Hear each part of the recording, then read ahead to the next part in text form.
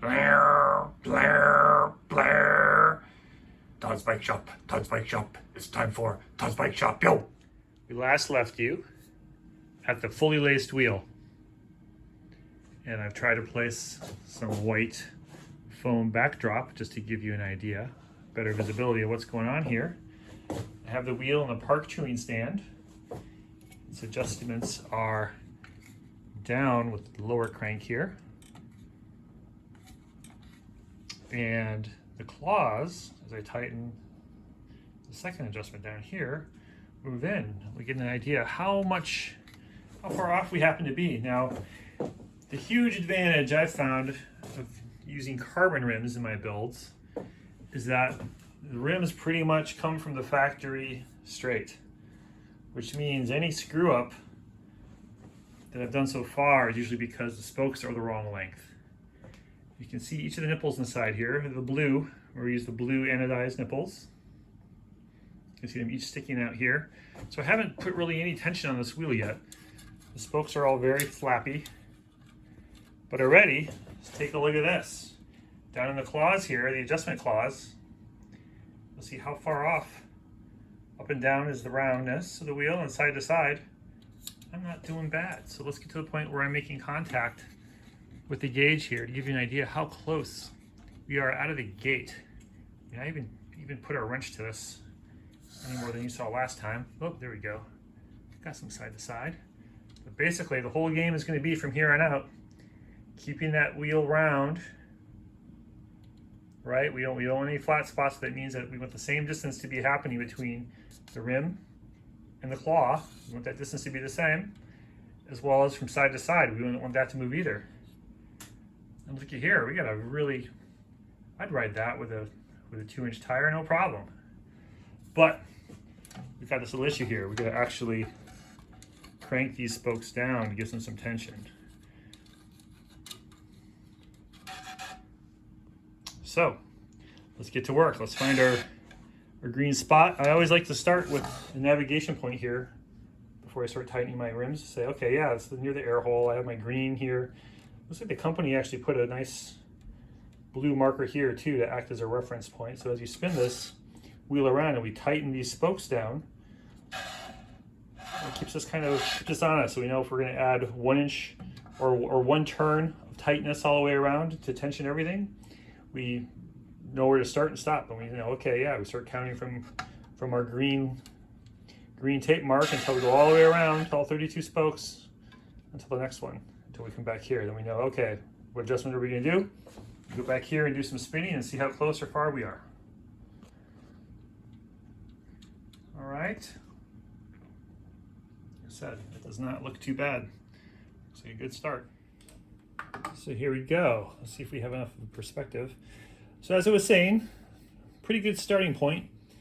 The faster way to get initial tension might be to use a screwdriver that can fit into the nipple hole in the back of those nipples. And there are specialized nipple spokes for exactly this purpose. But the idea initially, at least, is to get enough spin, use it finger tight at this point, enough spin to really get initial contact of all the spokes to get to the point where you can't quite, you just get just a touch of tension on everything. And after our lacing, some of these guys are stuck so far in, or just have so few spins on them, you might actually have to use a screwdriver to get back there to start getting those. The whole game now, we're trying to basically go all the way around the wheel, and we start shaping the wheel with some tension. So if you see, the spokes are quite loose right now, but we want to basically clamp this down and say, okay, let's tighten those spokes down. But as we tighten them down, we want to make sure we stay within the same sort of range here on the up and down, so we don't lose that. And then once we have the up and down figured out, the roundness, then we start worrying about the trueness. So I'll start with my green line here and start taking a look and saying, okay, let's start adding the turn as we spin around the dial. And we spin it. High spot, low spot, high spot, low. Let's go to low spot. a little more off of here. So I'm tightening these guys, both sides. You tighten left, tighten right. Tighten left. Some time now, we're at this point on the gauge where wheel is getting pretty round. See, we're not having as much up and down. It's all about the side to side a little bit. So I'm gonna do a little bit of truing here. I'm gonna crank it down on the truing. Notice how I just clamped it, and we have the high spot there on the right. Spin it around. It's just like tighten down the side that's making a noise. They all have a little bit of tension now. They notice they don't squeeze as easy as last did before. There's some actual resistance in the tension here. Notice a quick release skewer I'm using. The Muslim book suggests using just a standard old school quick release to hold that 50mm hub in there. See, it's all kind of hanging. You have to be concerned about when using a jig as this is we don't know which side is exactly symmetrical. Use what's called a dishing tool for this. And I don't have one of these yet. I might build one.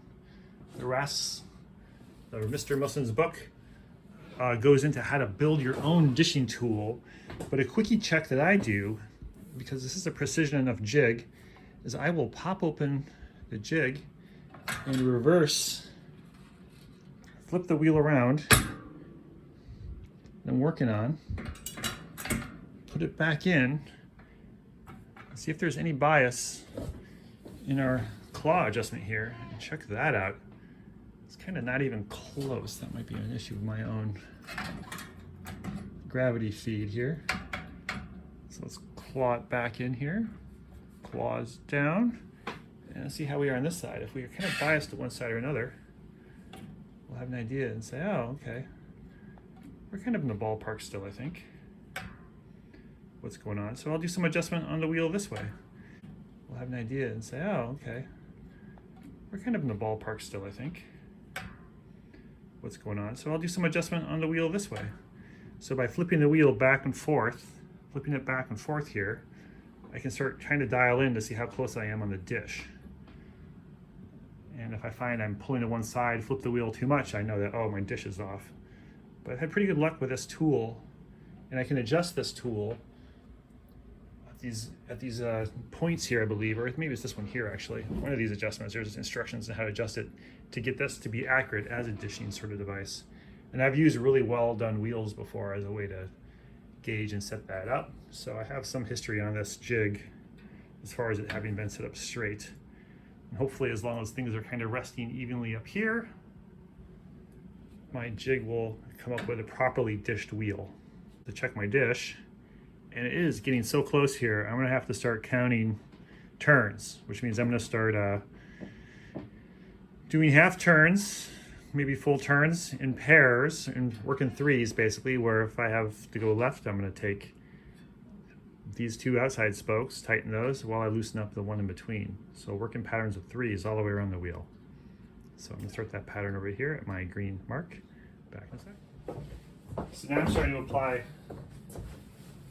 tension as well, which means I'm going through and tightening all the spokes. I'm going around and just adding half a turn of tension.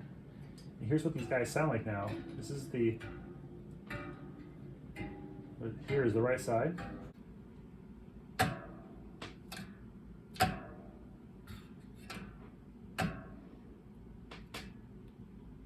Green tape. Pretty sweet, huh? Spokes.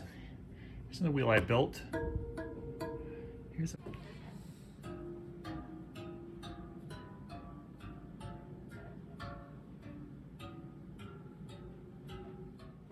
okay, so I'm going to, this is getting close. I'm going to spin this around one more time to check for dishing. See if we're in the ballpark still.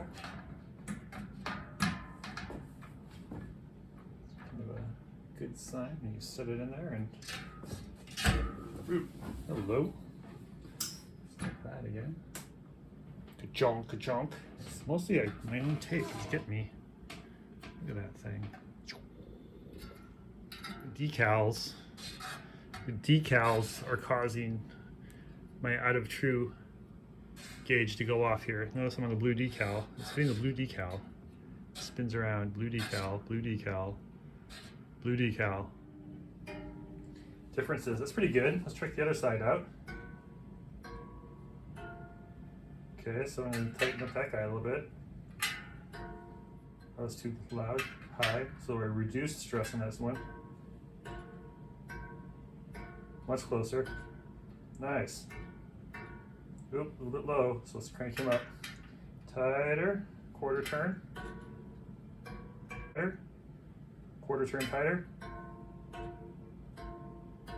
Nice. It's not bad. Too tight. Loosen him up by 1 quarter turn.